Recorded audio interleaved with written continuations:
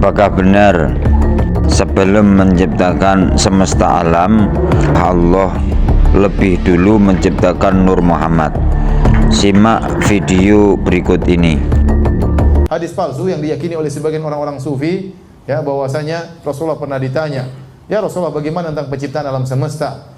Kata Nabi, yang pertama Allah ciptakanlah nuru nabiyyika, yaitu cahaya nabimu yang pertama diciptakan. Waktu itu belum ada arsy, belum ada qalam, belum ada lauhil mahfuz, belum ada langit, belum ada bumi, belum ada manusia, belum ada jin. Yang pertama Allah ciptakan adalah cahaya Muhammad, berasal dari cahaya Allah Subhanahu wa taala. Ini hadis palsu. Hadis apa?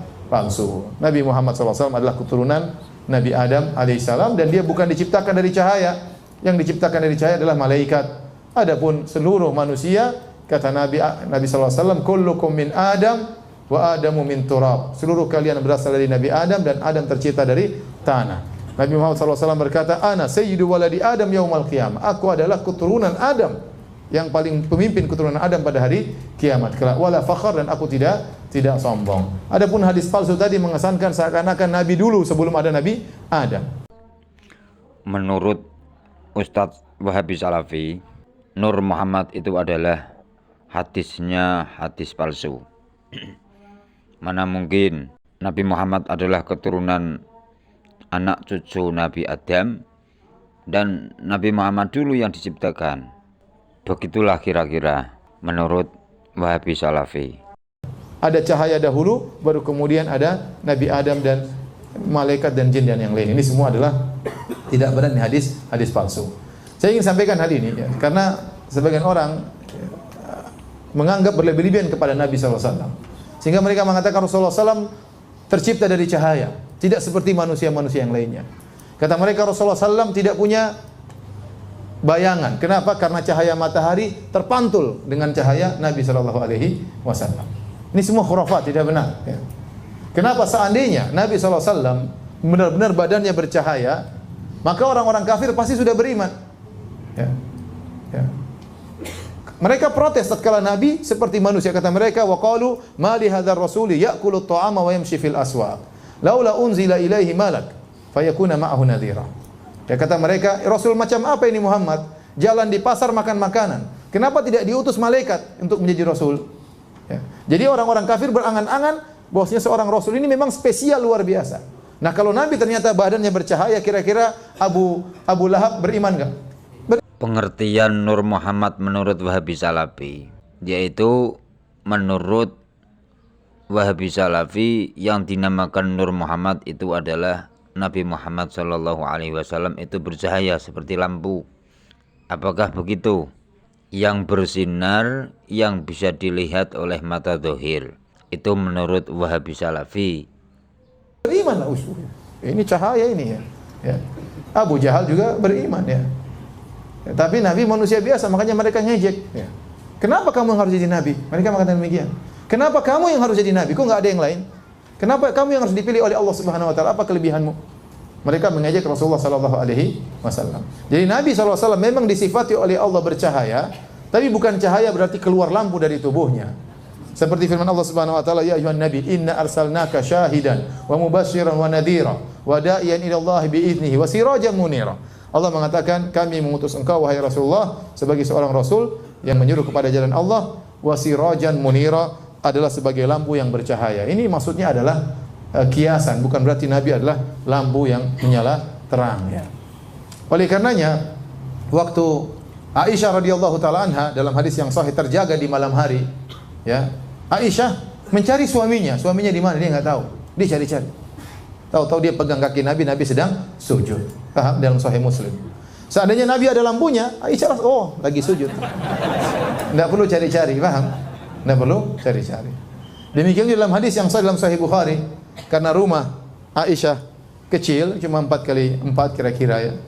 Kemudian tidak ada space untuk salat, akhirnya Nabi salat dan Aisyah tidur di depannya persis dengan menjulurkan kedua kakinya. Kalau Nabi mau sujud, Nabi sentuh kakinya supaya kakinya dilipat. Jadi Aisyah nunggu disentuh oleh Nabi, baru kemudian Aisyah melipat kaki. Ya, karena space rumah yang sangat sempit. Aisyah berkata, "Wa kanatil buyutu laisa fiha masabih." Kenapa saya tunggu disentuh oleh Nabi? Kata Aisyah, karena rumah-rumah waktu itu tidak ada lampunya di malam hari, sehingga saya perlu disentuh dulu. Kalau seandainya Nabi bercahaya, Aisyah sudah tahu Nabi mau sujud, tidak perlu tunggu sentuhan. Paham? Demikian juga ya, mengatakan bahwasanya cahaya matahari kemudian mantul gara-gara kalah dengan cahaya Nabi, ini berlebihan ya. Itulah cara Wahabi Salafi mengartikan Nur Muhammad. Bagaimana menurut kalian? Seperti apa Nur Muhammad itu? Silahkan komentar di bawah ini.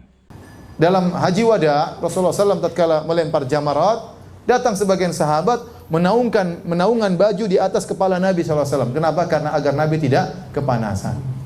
Ya, jadi kita katakan Nabi bercahaya, ilmunya bercahaya, wajahnya bercahaya, tapi bukan seperti lampu yang disangkakan oleh sebagian orang-orang berlebihan tentang Nur Muhammad.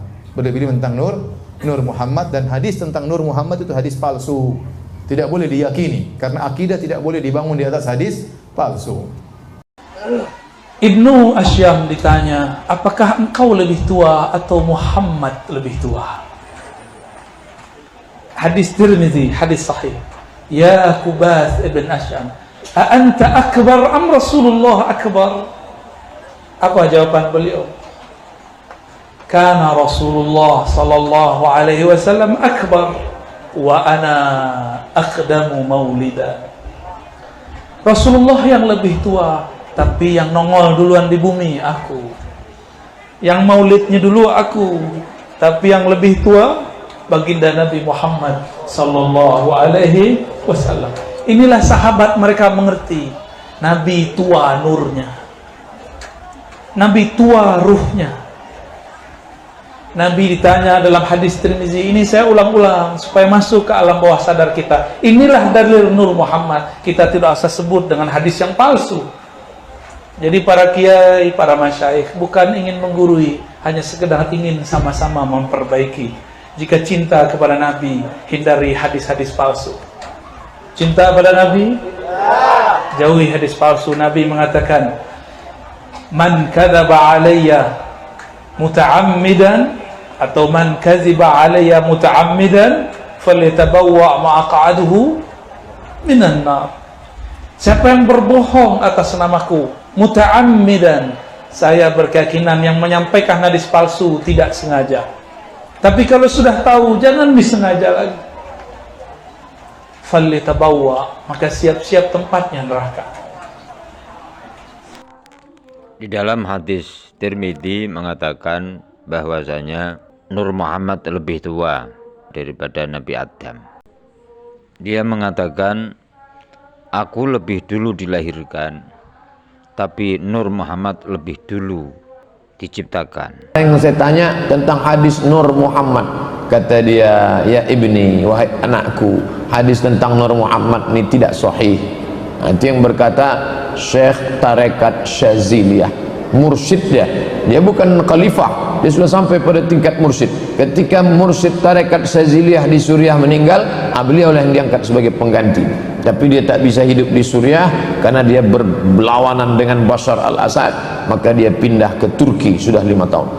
Syekh Muwaffaq, mursyid Tarekat Syaziliyah, tentang hadis Nur Muhammad. Kata Syekh Yusuf Qardawi dalam Fatawa Mu'asirah, maka yang pertama kali diciptakan Allah, hadis sahih, adalah qalam. Al-qalam, qalam artinya pena. Nun wal qalami wa ma yasturun. Al-qalam, yang pertama kali diciptakan qalam. Kata Allah, hai qalam, uktub, tulislah. Menurut Ustadz Abdul Somad adalah bukan Nur Muhammad yang pertama kali diciptakan, tetapi kolam yang pertama kali diciptakan. Bagaimana menurut kalian semua? Komen di bawah ini. Walafu minkum. Wassalamualaikum warahmatullahi wabarakatuh.